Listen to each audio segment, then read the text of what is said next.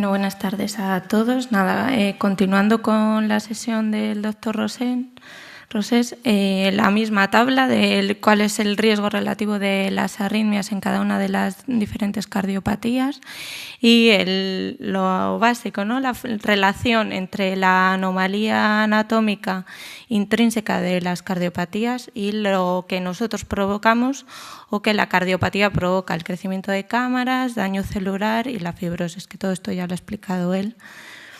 Dentro de las arritmias es importante determinar cuáles son los defectos anatómicos que son subyacentes, porque en la mayoría de estos pacientes existen varios circuitos de reentrada que son complejos y las zonas de fibrosis y parches que hemos colocado van a favorecer también estos circuitos de macrorreentrada.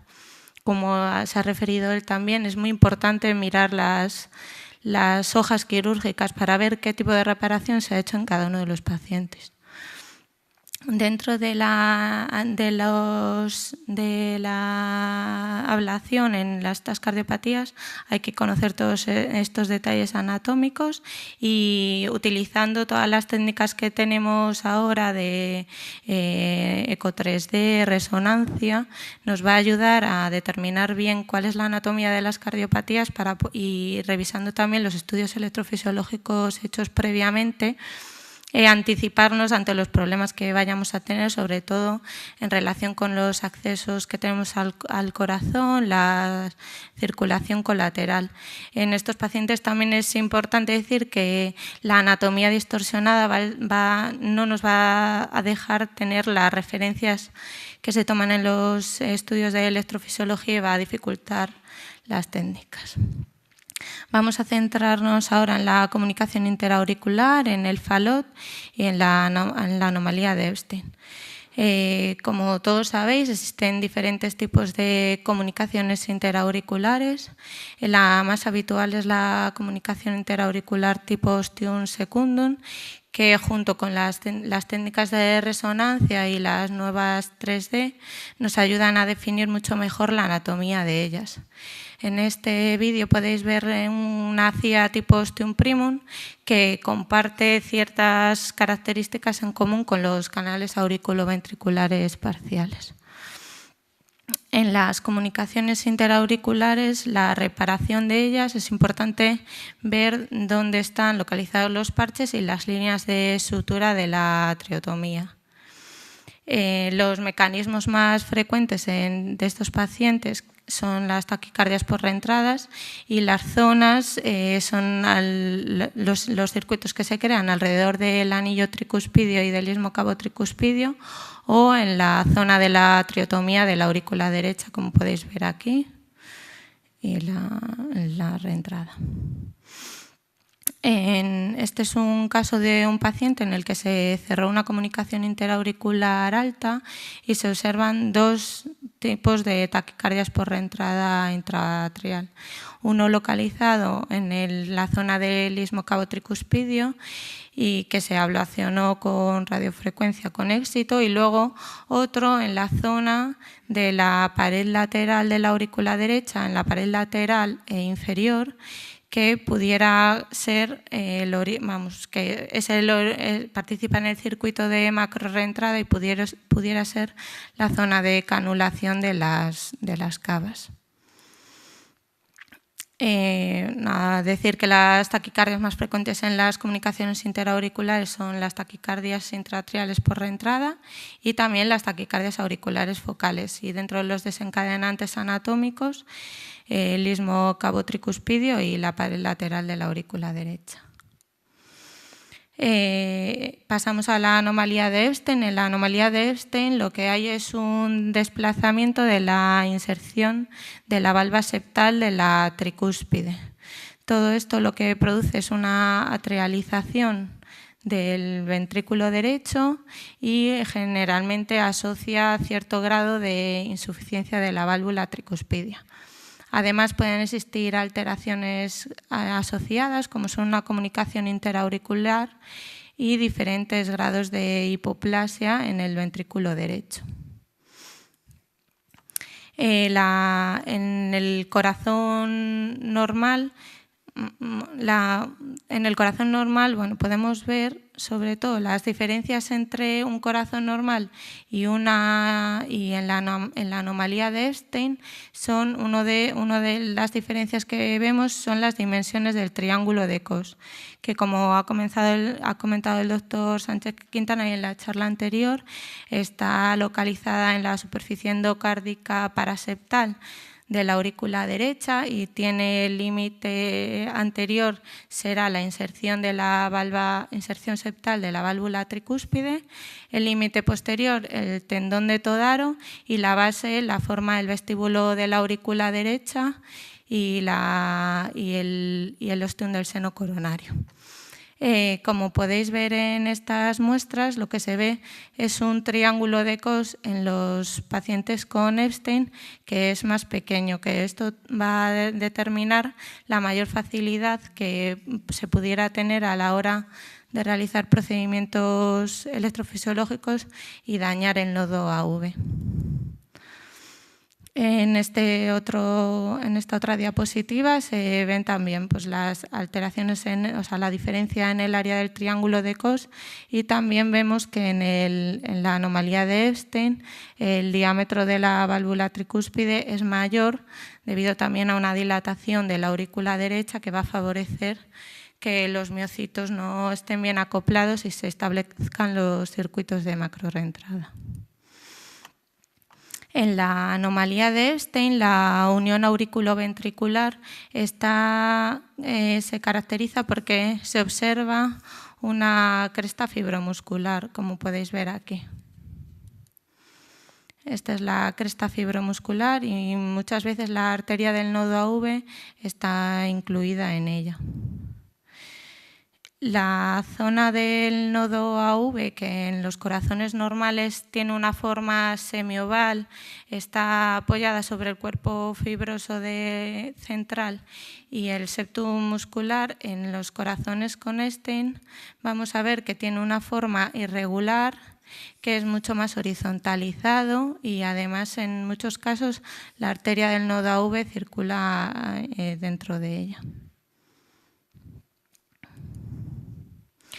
Otra cosa importante en los pacientes con Epstein son la presencia de vías accesorias, que muchas veces son múltiples en los pacientes con Epstein y se suelen localizar en la pared posterior y septal en la parte posterior y septal, en relación con la parte más anómala de la inserción de la válvula tricúspide.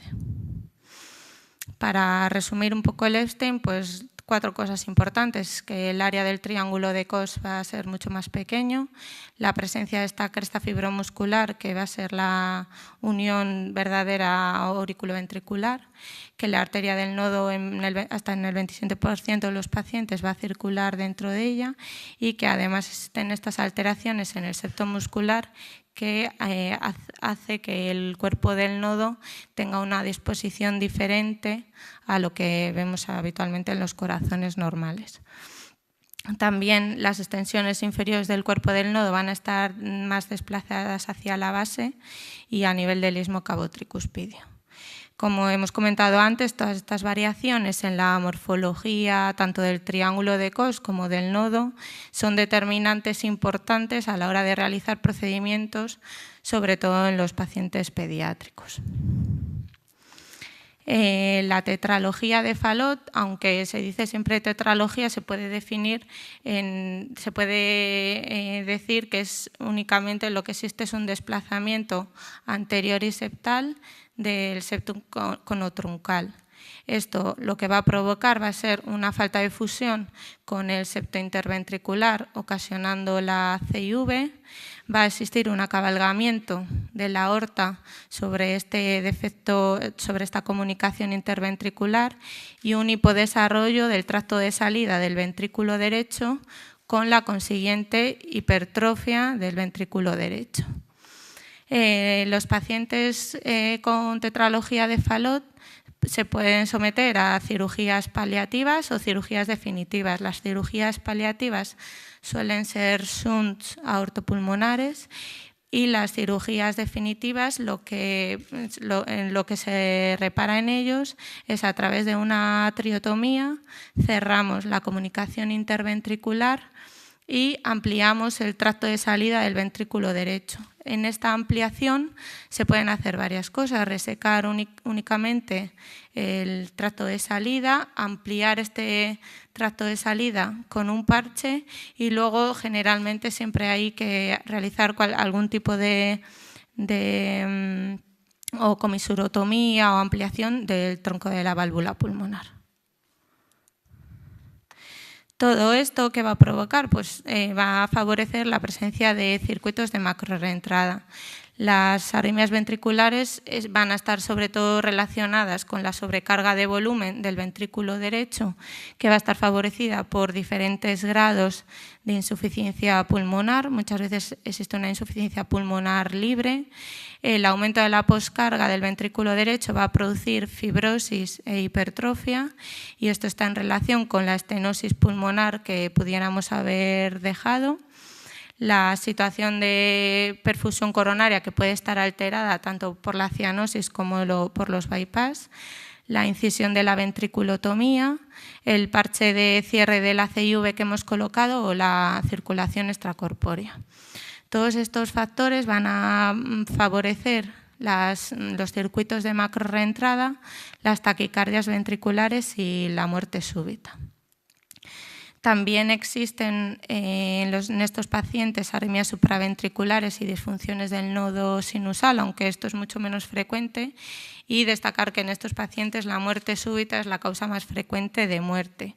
La tasa de muerte súbita anual es más o menos del 0,15%, que es entre 25 y 100 veces superior a la de la población normal. Se han establecido una serie de factores de riesgo de muerte súbita que están en relación con anatomía y aparte con factores de edad avanzada de la cirugía o los parches que se han colocado. En la tetralogía de Fallot tenemos sobre todo dos tipos de taquicardia, dos tipos de arritmias: las taquicardias por reentrada intraauricular y las taquicardias ventriculares. En este paciente con tetralogía de Fallot, que podemos ver en esta imagen de 3D, vemos la aurícula derecha en el electromapping y observamos en la zona de la supuesta triotomía la zona a partir de la cual se establece el circuito de macrorreentrada. Siempre a la hora de realizar técnicas de ablación en las taquicardias ventriculares de estos pacientes hay que tener en cuenta que la base anatómica son cicatrices quirúrgicas.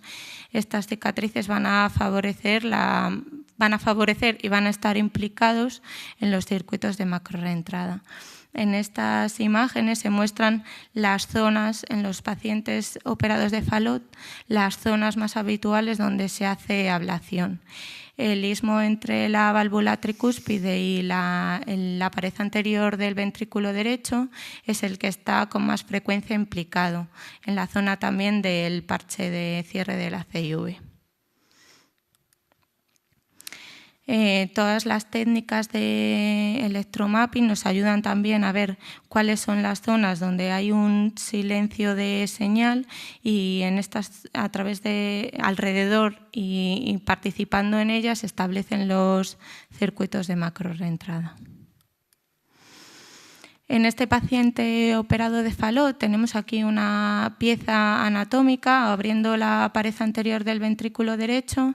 Vemos el parche de cierre de la CIV y el parche de ampliación del tracto de salida del ventrículo derecho. Se establece hipotéticamente un circuito de macrorreentrada alrededor en el que participa toda esta zona, y en un paciente real operado de Fallot vemos que el circuito de macrorreentrada es prácticamente similar. Y nada, ya para finalizar, pues concluir que en algunos casos las arritmias sí que es verdad que son intrínsecas de las cardiopatías, pero en la mayoría de ellas la base es mucho más compleja y está en relación con todo lo que nuestros cirujanos cardíacos infantiles han hecho o las secuelas que pueden sobrecargar las cavidades. Y conocer todo esto pues, es importante a la hora de evitar lesiones de estructuras importantes durante los procedimientos de electrofisiología. Muchas gracias, Belén.